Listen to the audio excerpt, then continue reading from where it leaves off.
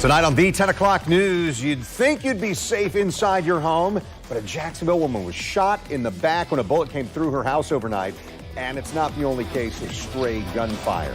This map shows the neighborhood where it's located. The home is on Las Colinas Way. It's in the city's west side. It's still not clear where the bullet came from. News4Jax reporter Eric Avignier has been looking into this case and other recent incidents of gunfire that have put innocent people in harm's way. Eric?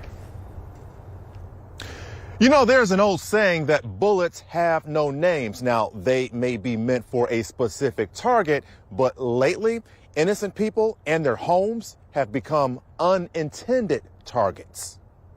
The Bent Creek subdivision is normally a quiet Westside community, but early Tuesday morning, the neighborhood was anything but quiet as a home security camera recorded a large police presence along Las Colinas Way. Cops were here to investigate a shooting that sent a woman to the hospital. According to investigators, someone outside fired a gun and the bullet penetrated the woman's home and struck her in the back. I spoke with a relative of the victim who came to the door. She said that no one inside was willing to talk about what happened, only to say that they heard a single gunshot. She also says that the victim is still recovering and is expected to be okay.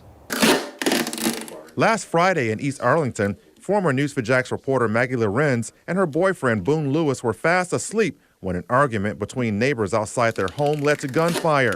Their bedroom window became the unintended target. Yeah, to be dead asleep, 2:30 in the morning, and just to hear the loudest bang. And I knew it was gunshots. I knew immediately. So I was terrified. You know, hey, we got lucky that it was up above our heads and not that big of a deal because of the type of gun they chose to use.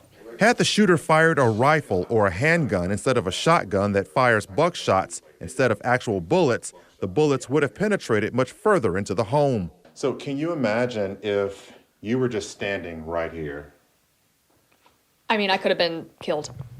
Yeah, we both could have been killed.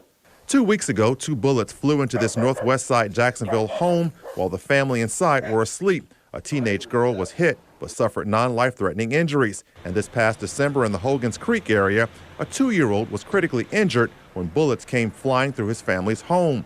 News4Jax crime and safety analyst Tom Hackney is a former JSO director of investigations who weighed in on these recent events. It's a miracle that the city doesn't have more murders because of this kind of thing than they do. Hackney says given the number of weekly and sometimes daily shots fired calls that JSO responds to, it's not surprising to learn that an innocent person and their property has become an unintended target.